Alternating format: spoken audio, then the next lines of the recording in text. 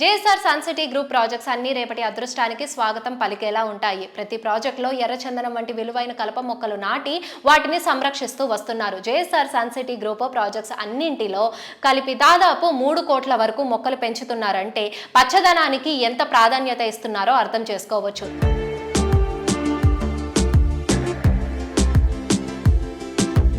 Hello sir, hi. నమస్కారం. పర్యావరణ హితంగా ఉండాలంటే కన్స్ట్రక్షన్స్ అనేవి ఎలా ఉండాలి, వచ్చే తరాలకి కూడా మనం హెల్త్ ఇవ్వాలి. దానికోసం ఎన్వైరన్మెంట్ ఫ్రెండ్లీ అనేది చాలా important. What you say about that? డెఫినెట్గా అమ్మా, ఎన్విరాన్మెంట్ చాలా అవసరం. పర్యావరణాన్ని కాపాడుకుంటూ ఏ పనైనా చేయాలి. నేను ఎక్కువ ఏం చెప్తుంటే, వెంచర్ అంటేనే మెయిన్గా చూడాల్సింది ఇది ఫ్యూచర్ ఇన్వెస్ట్మెంట్. ఫ్యూచర్లో ఇక్కడ ట్రాఫిక్ ఎలా ఉంటుంది, ట్రాన్స్పోర్టేషన్ ఎలా ఉంటుంది, దీనికి ఎయిర్వేజ్, రోడ్వేజ్, రైల్వేజ్ కనెక్టివిటీ ఉందా లేదా, విద్యా వైద్యం దగ్గరలో ఉందా లేదా, అవన్నీ చూసుకొని ఇన్వెస్ట్ చేయాలి.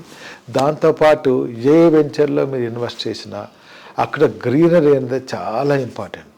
మేము చేసే ప్రతి వెంచర్లో కూడా క్రోడ్స్ ఆఫ్ ప్లాంటేషన్స్ మా అన్ని వెంచర్స్లో ఉంటాయి. మీరు చూడొచ్చు కూడా. పర్యావరణాన్ని కాపాడుకుంటూ పొల్యూషన్ తక్కువ ఉండేటట్టుగా మేము ప్లాన్ చేస్తున్నాం. మీ వెంచర్స్ అన్నీ కూడా చాలా ఎకో ఫ్రెండ్లీగా ఉంటాయి. అంటే వెరీ దేశీ ట్రీస్ అన్నమాట, ఫ్యాన్సీ ట్రీస్ అట్లా కాకుండా. దేశీ ప్లాంటేషన్స్, మామిడి చెట్లు అలా కనిపిస్తూ ఉంటాయి. ఆ ప్లాంటేషన్స్ అన్నీ మెయింటైన్ చేయడం అది ఎలా సాధ్యం అవుతుంది? ఒక వెంచర్ వేసామండి, అప్రూవల్ తీసుకున్న ప్లాట్లు స్టోనింగ్ వేసేసాం, డెవలప్మెంట్ చేసాం, ప్లాట్ సేల్ చేసేసి అయిపోయింది. సేల్ అయిన తర్వాత మీరు మళ్ళీ వెళ్తే అక్కడ ఆ ప్లాట్లో ఏముంటుంది చెప్పండి? ప్లాట్లో మట్టి ఉంటుంది అంతే, ఓకేనా? లేదంటే పుట్టు ఉంటుంది. అందులో ఒక చెట్టు ఉంటే ఎలా ఉంటుంది?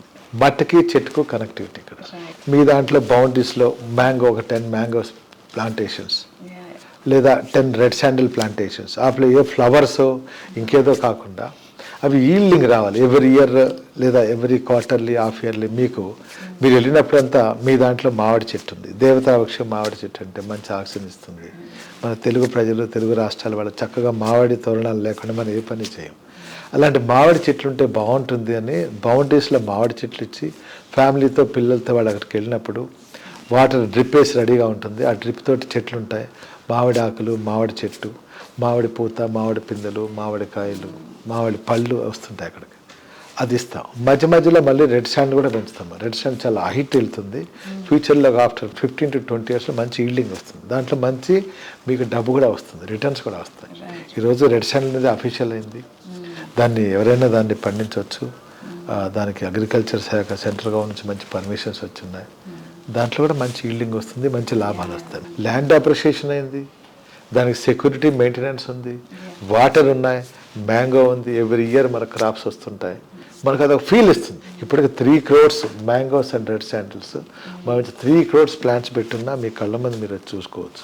100 feet రెడ్ శాండిల్ ప్లాంట్ ఈ సైజ్తో కూడా మేము పెంచున్నాం. చాలామంది తెలంగాణ స్టేట్లో రెడ్ శాండిల్ రాదు, మ్యాంగో రాదు అంటారు. పక్కా వస్తాయి, ప్రయత్నం చూడండి, వచ్చేస్తే. మేము చేస్తున్నాం, ఈరోజు కాదు, 2010లోనే నేను చేస్తున్నాను. ఒక 300 acres mango and red sandal approval లేఅవుట్లో పెట్టిన బౌండరీస్లో కస్టమర్స్ ఎంత హ్యాపీగా ఫీల్ అవుతారంటే అంత హ్యాపీ అవుతారు. అలానే వీకెండ్ హోమ్ కట్టి లైవ్గా కూడా మేము చూపిస్తున్నాం. అది కూడా మా దగ్గర ఉంది.